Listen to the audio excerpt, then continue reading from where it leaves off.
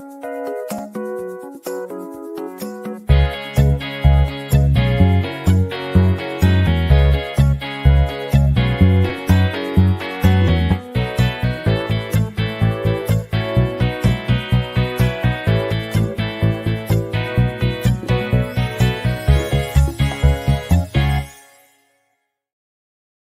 morning, everyone. It is April 2nd, 2024. It's a Tuesday. It's 9 a.m.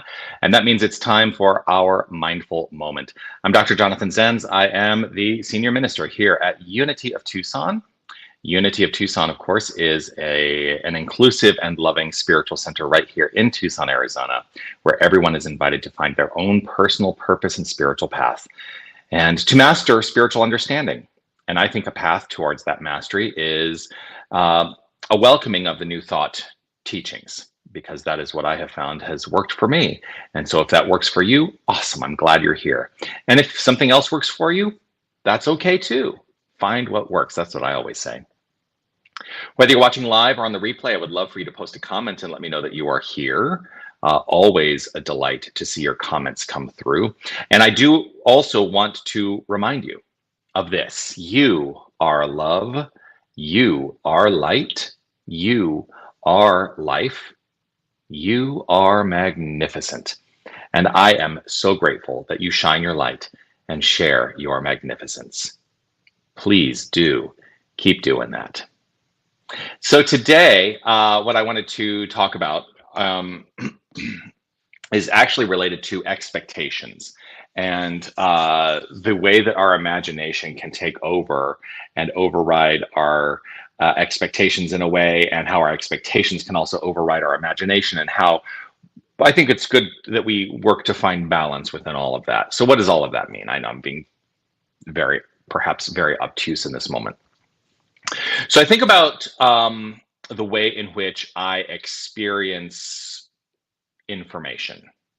And I think all of us experience information. Well, we do. I don't think it. I think it's an established truth.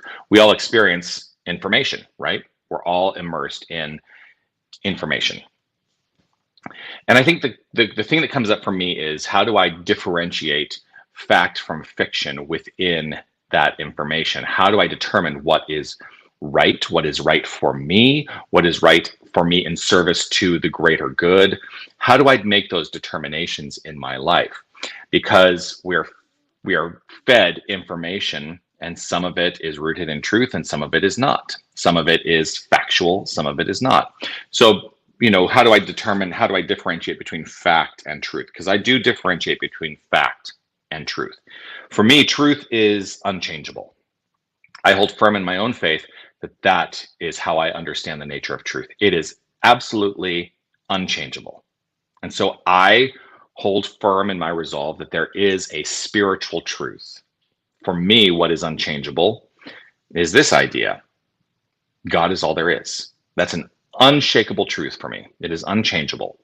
I have never experienced anything that contradicts that idea. And so that's how I choose to understand that as a truth, a spiritual truth. And from that point of view, from that baseline truth, all flow happens. Everything flows forth into expression. So that's a baseline truth for me. Now, what is fact? How do I differentiate fact from truth? Well, facts are tied to perceptions in the world of form, in the circumstantial world. And the manner in which we choose to experience sorry, there was a car alarm, or it's the thing that happened outside just now. I don't know if you heard that. So fact is tied to the world of form. That's what I was saying. Fact is tied to the world of form, and form can shift and change. Our perception of form can shift or change. So the really basic way that I try to describe this is, we took it, well, there are aspects of of humanity that took it as fact for hundreds and hundreds of years that the earth was flat. The truth is, earth is a spheroid, right? But That fact now aligns with truth that Earth is a spheroid. Facts don't always align with truth because facts are decisions we make about the world we're experiencing. So that's how I differentiate. And I do differentiate between facts and truth. And a lot of people I know will have disagreements with me on this. But the reason that I think this is important is because it is an invitation to question everything. Everything that we perceive in the world of form, I think, is something that we can question. And when we tie it in and align it with the truth, then that fact in alignment with truth can become part of our growth experience, our evolutionary experience. So when we discovered, or I mean, I say we discovered like I had anything to do with it or any of us had anything to do with it. But when it was determined finally that no, the Earth is in fact a spheroid, when that aligned, when the fact aligned with the truth, well, then we evolved in the manner in which we experience life. See how that works? So I think the spiritual message today then becomes question. Be willing to question. Be willing to go on the exploration of questioning, and don't take everything for don't take everything. First of all, don't take everything for granted.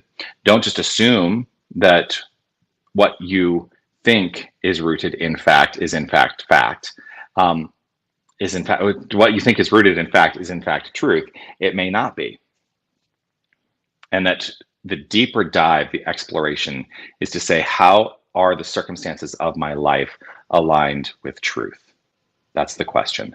How are the circumstances of my life aligned with truth? Because when we find our circumstances aligning with spiritual truth, we experience healing. That's what it all boils down to for me. What works for you? So again, go on your journey. That's one of the things I love about this philosophy, about this theology. It is an invitation to go on the journey of deepening. And there's never a destination. It's all about the journey. So with that, I'm going to invite us to go into the practice of affirmative prayer, affirmative prayer treatment, however you choose to, whatever you choose to call it. I'm going to invite us all into the sacred space of realization. I'm choosing to close my eyes. And if you would like to close your eyes, if it's safe and comfortable for you to do so, feel free. For when I close my eyes, it is an invitation to turn the attention away from the relative and turn it towards the absolute. Whether I perceive the absolute within, without, or all around, I choose to let myself focus on the absolute. The absolute, which is the creative source. The absolute, which is love. The absolute, which is infinite. And there can be nothing separate from the infinite. So I let myself relax in this moment to a greater understanding of the infinite.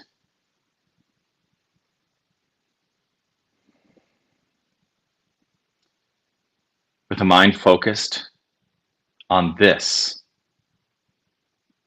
the infinite, love, and nothing else, I am moved into a realization and a recognition and an understanding that my identity and the identity of each and every one of us is this presence, is this power, is this creative source.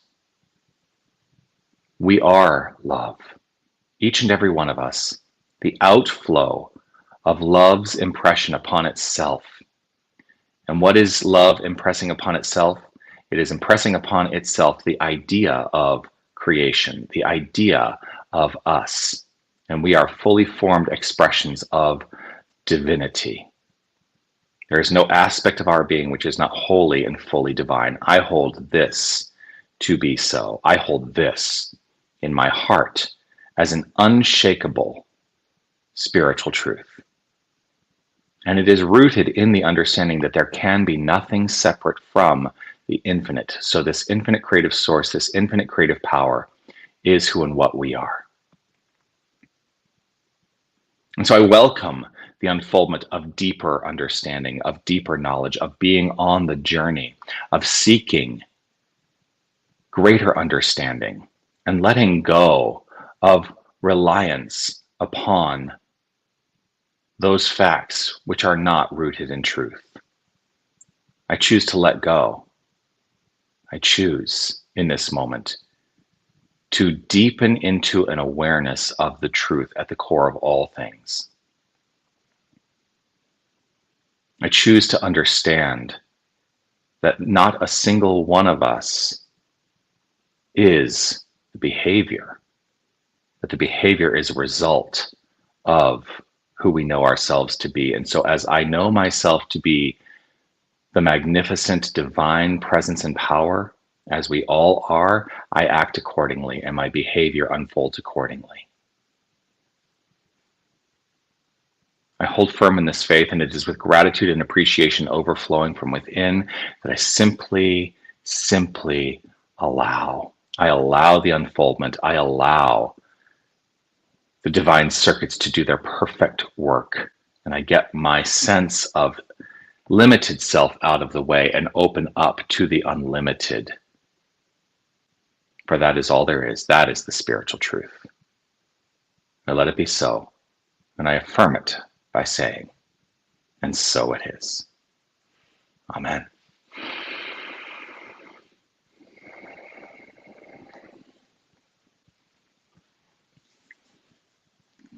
And so it is. Always a delight to share time with you on this glorious, glorious expression called the mindful moment. I will be back again tomorrow at 9 a.m. for the mindful moment and look forward to seeing you then.